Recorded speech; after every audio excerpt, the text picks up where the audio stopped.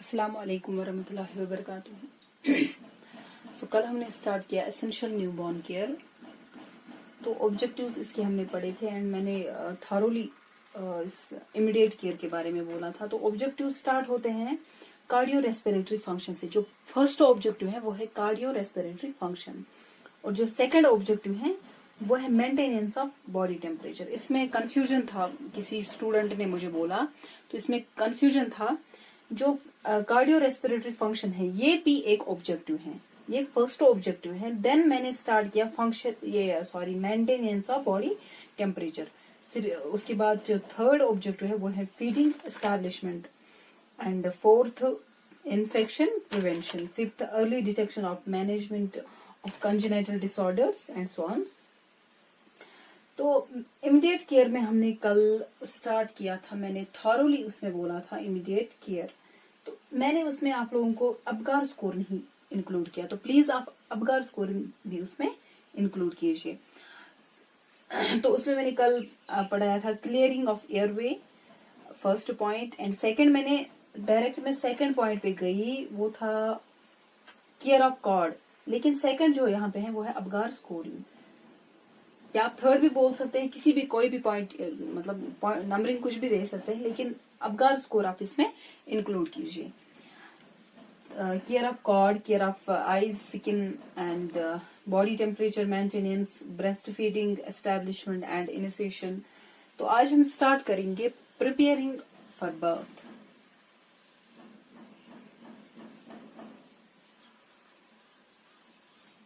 Preparing for birth.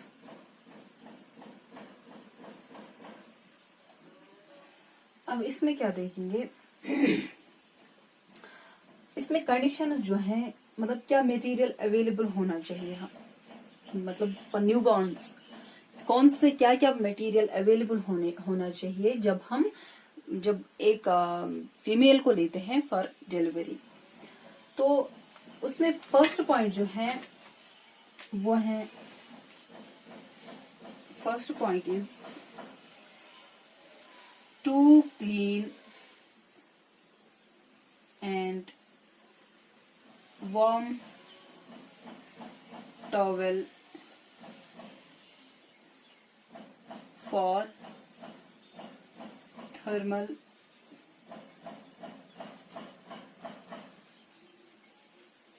protection of the baby। First point इसमें जो है प्रिपेयरिंग फॉर बर्थ में वो है टू क्लीन टॉवेल, एंड एक तो 2 क्लीन टॉवेल्स होने चाहिए एंड वार्म होने चाहिए फॉर थर्मल प्रोटेक्शन, यानी कि जो बेबी है उसको हमें गर्म रखना है, उसको हमें सर्द नहीं रखना है, इसलिए उसको थर्मल प्रोटेक्शन के लिए 2 टॉवेल्स, क्लीन टॉवेल्स चाहिए for thermal protection. And second point जो है वो है, इसी में हम सेकेंड पॉइंट जो लिखेंगे, सॉरी फर्स्ट पॉइंट हम इसी में लिखेंगे, 1 for drying, 1 for drying and wrapping the baby. तो एक टॉवल जो है वो हमें चाहिए ताकि हम बेबी को ड्राई करें एंड बेबी को रैप करने के लिए। सेकंड टॉवल जो है, द अदर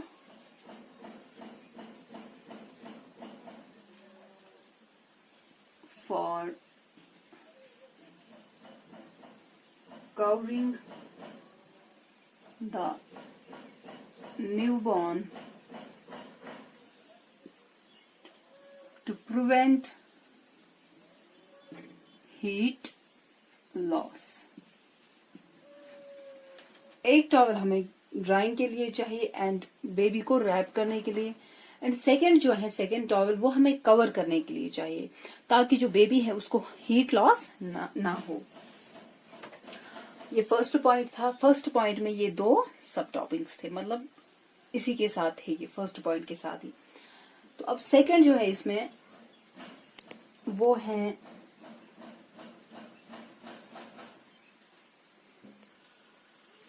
सेकंड पॉइंट जो है वो है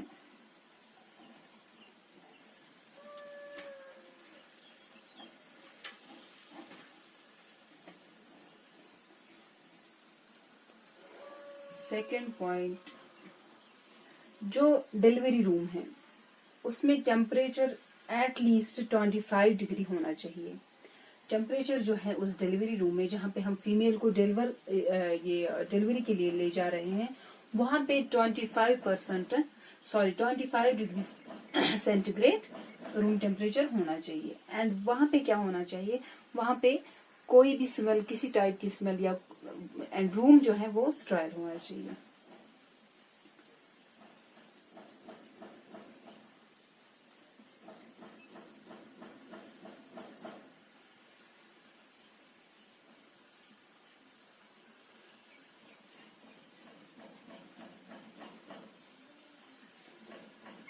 drought free delivery room with a temperature of at least 25 degree centigrade. Third point, soap water,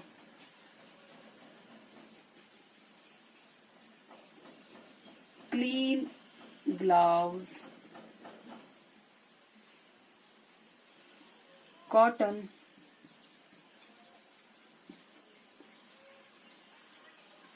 gauze, and we should ensure the following 6.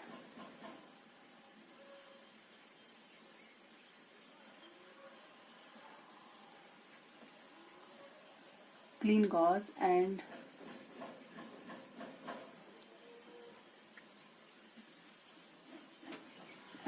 clean labour table. Labour table जो है वो भी clean होना चाहिए फॉर डिलीवरी। जो following 6 मैंने बोला वो भी अभी मैं आपको बोलूंगी। तो इसमें हमें क्या देखना है, soap water, clean gloves, cotton girls and clean labour table वहां पे होना चाहिए डिलीवरी के लिए। तो ये थर्ड पॉइंट्स, और मैंने अभी बोला ये फॉलोइंग 6 जो है हमें फॉलो करनी चाहिए। तो वो क्या क्या है, दैट इज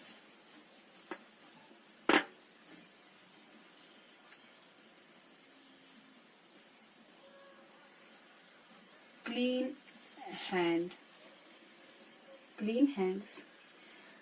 हैंड्स हमें क्यों, इसमें क्या हम मतलब कैसे हम क्लीन हैंड्स नेसेसरी है, हम अगर ग्लव्स लगाते हैं तो क्लीन हैंड क्यों हमें जरूरी है। हमें क्या करना है, हमें वॉश हैंड्स करने हैं विद सोप एंड वाटर। उसके बाद हमें क्या करना है, उसके बाद हमें ग्लव्स लगाना है। पहले हमें क्या करना है, वॉश करने अपने hands with clean water and soap when preparing for the birth and then use gloves. उसके बाद हमें यूज ग्लव्स करने हैं। ये फर्स्ट पॉइंट है।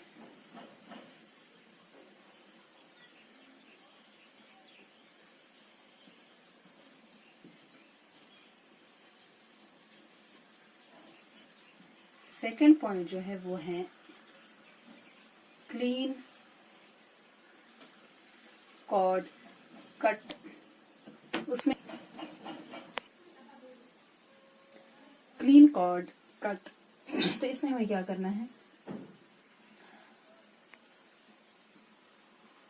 स्ट्रेल सीजर से हमें क्लीन कॉर्ड जो है वो हमें स्ट्रेल सीजर से कट करना है। विद अ स्ट्रेल सीजर और ब्लेड 2.5 इंच हमें कट करने हैं above from the skin surface. 2.5 inch हमें कट करने हैं स्किन सरफेस से अबव। तो उसके बाद जो है वो है third, clean surface. Actually clean surface जो है वो है second point, and third point जो है वो है क्लीन कॉर्ड।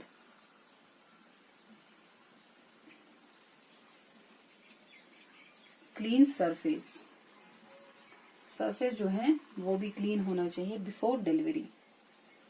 फोर्थ जो है वो है clean cord tie. Fifth clean cord stump. Sixth clean perineum. First जो है वो है क्लीन हैंड्स, हैंड जो हमारे हाथ है वो साफ होने चाहिए। सेकंड जो है सेकंड पॉइंट वो है क्लीन सरफेस। थर्ड पॉइंट जो है वो है क्लीन कॉर्ड कट। 2.5 इंच समय के लिए ये कॉर्ड जो है वो कट करना है above from the surface, skin surface. Fourth point जो है वो है clean cord tie. Fifth clean cord stem. Sixth clean perineum. तो ये 6 क्लीन थे।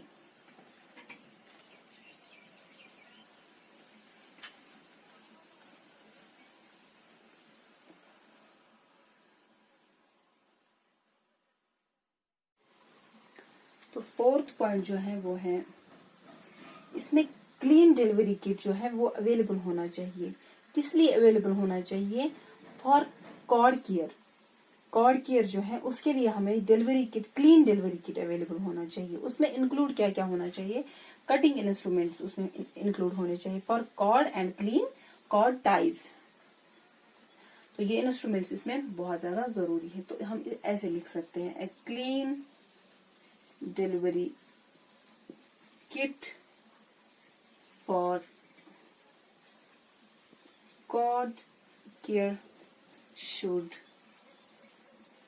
be available, which includes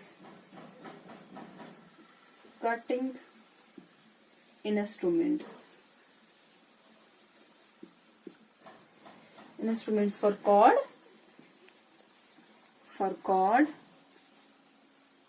and clean